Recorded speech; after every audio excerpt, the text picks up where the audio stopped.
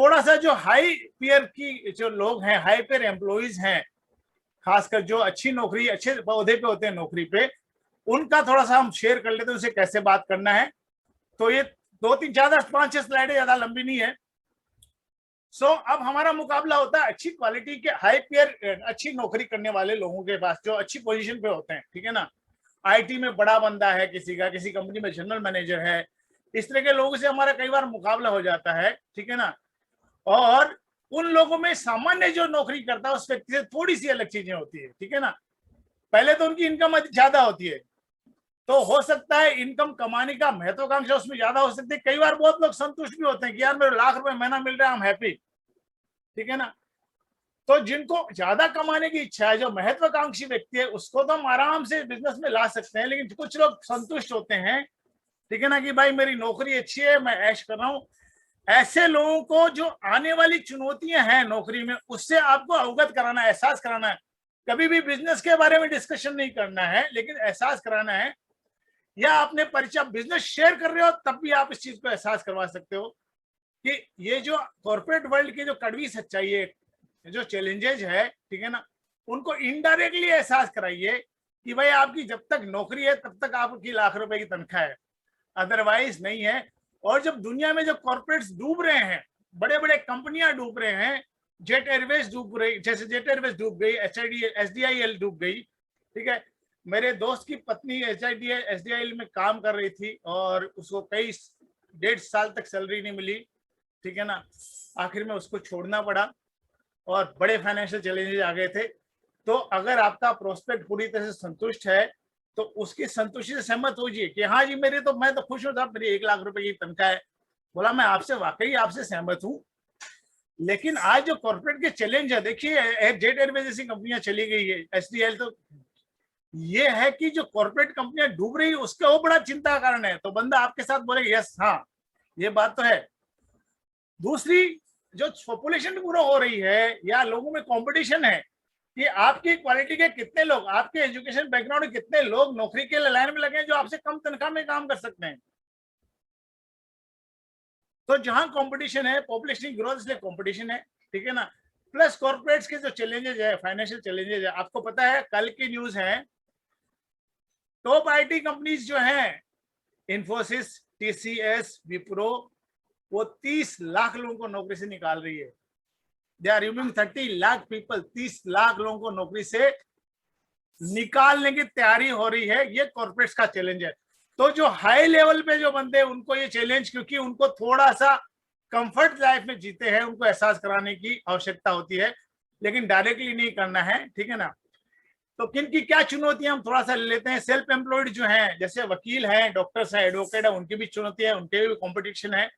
एक बंदा क्लिनिक खोल के बैठा है जो 50 रुपए में आपको देख लेता है, दूसरा बंदा 500 रुपए में देख रहा था, लेकिन उसके बाजू में एक ने क्लिनिक खोल जो 50 रुपए में देखता है पेशेंट को। तो 500 रुपए वाले पेशेंट कम होते हैं कि नहीं होते हैं, ठीक है ना। और लोगों की आय कम हो रही है। जो सेल्फ एम्प्लॉयड है उनके चैलेंजेस है, जो बिजनेस कर रहे हैं उनके लिए चैलेंज क्या है, ये तो है ही, कंपटीशन है, उसके अलावा उनको टैक्सेस देना है, अपनी पार्टीज को जो माल दिया उसका पैसा टाइम पे नहीं आता है, एम्प्लॉयज को नौकरी तनख्वाह देनी होती है, और मार्केट में अनसर्टेनिटी होती है। किसी व्यवसाय से मिलते हैं आप तो उनको ये एहसास करना इनडायरेक्टली, उनको पता है कितने चैलेंजेस है, ठीक है ना। तो हर एक व्यक्ति की इस तरह की बहुत सारी चुनौतियां हैं, ये अपनी डायरी में लिखनी। जब एक काम करना आप, है ना, बैठ करके अपनी डायरी में किसकी क्या क्या चुनौतियां हो सकती है लिखिए। इससे फायदा क्या होगा, जब आप किसी को बिजनेस शेयर करने जाते हो, बंदा बोलता है कि IT कंपनी में अच्छी पोजीशन पे, तो आपको पता है कि क्या क्या चैलेंजेस हो सकते हैं उनके, ठीक है ना। उनको कितना स्ट्रेस रहता है, तनाव कितना रहता है, ठीक है ना। पैसा आने के बाद भी जीवन में सुकून नहीं रहता है। ये चीजें जब भी किसी को बिजनेस शेयर करने हैं तो अपने दिमाग में जरूर रखें, ओके। और अब बताइए लोगों को क्या चाहिए, ये चीज ध्यान रखना है हमेशा। कई बार हम बिजनेस शेयर करने जाते हैं ना, लोगों को ये बताते नहीं उनको क्या चाहिए, उनको याद नहीं रहता है। लोगों को एक कंफर्टेबल जिंदगी चाहिए, ठीक है ना।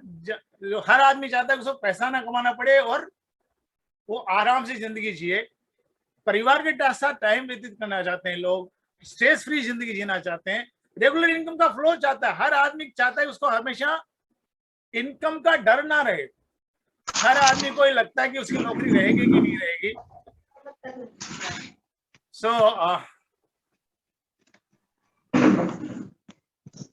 जरा उसको म्यूट कर दीजिए, कोई प्लीज अपने आप को म्यूट कर लीजिए। ओके नाउ, तो आपको एक्सरसाइज ये करनी है कि अलग अलग जो पेशे के लोग हैं, प्रोफाइल के लोग हैं, उनको क्या क्या चुनौतियां हो सकती है अपनी लिस्ट में आप डायरी में लिखना शुरू कीजिए, ठीक है ना। उनके आर्थिक संकट क्या क्या होते हैं, ठीक है ना, वो प्लान शेयर करते हैं उस दौरान शेयर कीजिए। लोगों के कॉमन आर्थिक चैलेंजेस होते हैं, सामान्य आर्थिक चैलेंजेस होते हैं, पता ना आपको, सामान्य जो आर्थिक आपत्तियां होती है जिंदगी में, ठीक है ना, वो हमेशा आप शेयर कीजिए कि हर आदमी चिंता करता है उसका जीवन कैसे सुखमय चल सकता है बिना किसी आर्थिक समस्या के। ओके नाउ, तो ये पहला जो एक पोर्शन बच गया था उसको हमने शेयर किया। अभी चलते हैं अगले प्रोग्राम में, आप किस तरह से इफेक्टिवली, प्रभावी तरीके से प्लान शेयर कर सकते हैं। बहुत इंपॉर्टेंट चीज है, यहाँ पे अधिकतर लोग मार खाते हैं। मैं आपको सिंपल बोलता हूँ, कोई भी व्यक्ति कंपनी को ज्वाइन नहीं करता, वो व्यक्ति आपको ज्वाइन करता है, आपके व्यक्तित्व को ज्वाइन करता है। बिजनेस में पहले कंपनी को ज्वाइन नहीं करता। Understand this thing. जब भी बिजनेस शेयर करने जाते हैं तो आप ये ध्यान रखिए कि कोई भी व्यक्ति अगर को प्लान दिखाने जा रहे हो तो वो आपको ज्वाइन करेगा, पहले कंपनी को ज्वाइन नहीं करेगा। ये एटीट्यूड आपका हमेशा होना चाहिए। हम कंपनी में ज्वाइन कराने के लिए लोगों के पास जाते हैं, दिक्कतें वहीं होती है, ठीक है ना। लोग अगर आपको पसंद करेंगे तो आपके बिजनेस में आएंगे। आपको पसंद कैसे करेंगे? बिकॉज आप कैसी बात करते हैं। सो प्लान के दौरान जब आप प्लान शेयर करोगे तो 100% प्रोस्पेक्ट के अंदर कुछ सारे ऑब्जेक्शन और शंकाएं पैदा होती है, तो उन शंकाओं को प्लान के दौरान ही कंप्लीट करने की कोशिश करें, कम मिनिमाइज करें ऑब्जेक्शन को, हमेशा ध्यान रखें, ठीक है ना। और ये सवाल हमेशा पूछते हैं, हम सेमिनार में पूछते हैं, लेकिन हम 1 to 1 शेयर करते नहीं पूछते कि हो सकता है कि मैं जब आपको शेयर करने जा रहा हूं ये प्रपोजल, आपके दिमाग में बहुत सारे सवाल आ सकते हैं, लेकिन आप अपने दिमाग में रखिए ताकि हम लास्ट में इस पर डिस्कस कर सकें, ताकि बंदा बीच में बात ना करे और आपका फ्लो। कई बार क्या होता है, आपने बिजनेस का फ्लो प्लान करना शुरू किया, आपने, आपका फ्लो बन गया, अचानक बंदे ने बीच में टोक दिया, फिर आपका डायरेक्शन किसी और दिशा में चला जाता है, आर्ग्यूमेंट होना शुरू हो जाता है और बात वहीं रुक जाती है और आपका बिजनेस शेयर होने का जो मकसद था वो खत्म हो जाता है। तो पहले ही बंदे को वहां पे, जैसे सूरज जी बोलते हैं, लॉक कर देने का, कि हो सकता है इस प्रोसेस के दौरान आपके बहुत सारे सवाल होंगे, अगर आप बीच में करेंगे तो अपना फ्लो टूट जाएगा। आप मन में रखिए, हम बाद में डिस्कस करेंगे, ठीक है ना। अगर जिस व्यक्ति ने इसमें एक्सपर्टीज हासिल कर ली है वो बढ़िया प्लान श्योर होता है। अधिकतर प्लान फेल कहाँ होते हैं जी? अधिकतर प्लान फेल जहां होते हैं जब बंदा बिजनेस शेयर करता है, बीच में प्रोस्पेक्ट ने एक सवाल खड़ा कर दिया, उसका जवाब देना शुरू कर दिया उसने, ठीक है ना, और उसके बाद किसी और दिशा में बात चली जाती है। तो हमेशा, और जब भी अगर बंदा इनकेस कोई बात कर लेता है इसके बावजूद भी, तो उसको रोक के बोल सकते हैं कि डेफिनेटली आपका बहुत अच्छा प्रश्न है, मैं इसको पूरा कर लेता हूँ, उसके बाद हम चर्चा करेंगे, चलेगा ना? बोलेगा चलेगा, ठीक है ना। इस चीज को हमेशा ध्यान रखिए। पहले जो है आप अपना बैकग्राउंड प्रॉपर बनाइए ताकि अपनी बात को सही तरीके से रख सकें। ओके, प्लान के दौरान इन शब्दों का इस्तेमाल नहीं करना है। ज्वाइनिंग, जोड़ेंगे, जोड़ूंगा, नीचे जुड़ेंगे, down line, up line, leg balance, front line, आपको कितना माल बेचना है, कमीशन कितना आएगा, ठीक है ना, ये कितने लोगों को फायदा हुआ, कितने लोगों का कैंसर ठीक हुआ, इसकी बीमारी ठीक हो गई, प्लीज आप ज्वाइन कर लो। इन शब्दों का इस्तेमाल आपकी डिक्शनरी से हटा दीजिए। इन शब्दों का इस्तेमाल आपको नहीं करना है, बिकॉज आप एक प्रोफेशनल मार्केटियर हैं, ठीक है ना। एक प्रोफेशनल मार्केटर प्रोफेशनल जबान से भाषा में बात करता है। इस तरह के शब्द अधिकतर लोग यूज करते हैं, इनको हटा देना है, क्योंकि ये ऐसे शब्द है जो आपके बिजनेस में बंदे को आने से पहले ही रोक देगा। ओके नाउ, इन शब्दों का, इन वाक्यों का प्रयोग करना बंद कर दीजिए। आपने एमएलएम या नेटवर्क मार्केटिंग के बारे में सुना है क्या? आपने एमवे जाना है क्या? फला कंपनी सुना है क्या? उस कंपनी को सुना है क्या? हम बेफालतू में किसी और कंपनी का नाम लेकर के वहां पे माहौल को एक क्रिटिकल बना देते हैं, ठीक है ना। आप जुड़ जाओगे तो मेरा बहुत फायदा होगा, ठीक है ना। लो प्रोफाइल रखे, बिकॉज आप, ये गट्स का बिजनेस है। किसी बड़े प्रोफाइल के व्यक्ति के पास जाते हैं तो लो प्रोफाइल से बात करते हैं, सर आप जुड़ जाओगे तो मेरे को बहुत फायदा होगा। डोंट डू, बिकॉज इससे आपकी जो बोलते हैं ना वैल्यू कम होती है, ठीक है ना।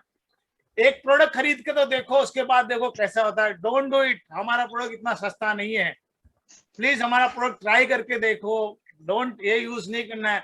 आप जुड़ जाइए, आपकी आईडी पे पीवी मैं खरीदूंगा। बहुत बार ऐसा होता है, एक अच्छा बंदा दिखता है, बोला आप तो लॉगिन कर दीजिए, पीवी मैं खरीद लूंगा आपकी आईडी पे। अगर कोई व्यक्ति ऐसा कर रहा है या ऐसे शब्दों का इस्तेमाल कर रहा है, ये अपने बिजनेस का खुद मर्डर कर रहा है, ठीक है ना। कुछ लोग प्लान के दौरान बोलते हैं आप सिर्फ एंट्री डालिए, नीचे टीम मैं लगाऊंगा, ठीक है ना। आप सिर्फ 6 महीना मेरे साथ जुड़ करके देखिए, ये शब्दों का प्रयोग, ये वाक्यों का प्रयोग ना करना है। फला कंपनी या फला प्लान तो बहुत बकवास है। अधिकतर लोगों को मैंने सुना है, आप अपना बिजनेस शेयर करते हैं, किसी और कंपनी का नाम लेता है, आप तो बकवास है जी, उसकी क्या बात सुनना है, कभी बात नहीं करना है। वो कल आपको बोल सकता है आपका भी बकवास हो सकता है भाई, ठीक है, वो अपनी जगह सही है सर, लेकिन मैं एक बहुत पावरफुल प्रोफाइल को रिप्रेजेंट करता हूँ, पावरफुल कॉर्पोरेट के साथ जुड़ा हूँ, तो यहाँ पे वेटेज बहुत ज्यादा है और ये ग्लोबल सिस्टम है। इन वाक्यों का प्रयोग आज से छोड़ दीजिए, शब्दों का प्रयोग छोड़ दीजिए, इन वाक्यों का प्रयोग आप छोड़ दीजिए। जितना आपका कन्विक्शन स्ट्रोंग होगा, जितनी आपकी बॉडी लैंग्वेज स्ट्रोंग होगी, जितना आपके चेहरे पे मुस्कुराहट के साथ बिजनेस शेयर करोगे, इन शब्दों का, इन वाक्यों का प्रयोग नहीं करोगे, आपकी जीत 100% है। अधिकतर लोग मार यहीं पे खाते हैं।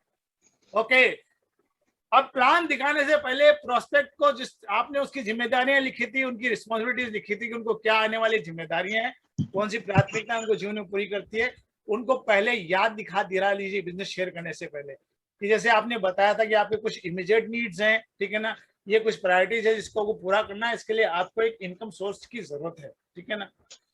शुरू करने से पहले एक प्रश्न जरूर पूछे कि आप जिंदगी में महत्वपूर्ण निर्णय खुद लेते हो या अपने पत्नी या पति या भाई से, किसी और से पूछ करके लेते हो। कई बार क्या होता है, आपने बिजनेस शेयर कर लिया एक व्यक्ति को और बाद में वो व्यक्ति आके बोलता है जी ठीक है, मैं मेरी बीवी को पूछ करके बताता हूँ। बीवी अंदर काम करती रहती है, आप उसके यहाँ प्लान करते हो, या मैं भाई को पूछ के बताऊंगा।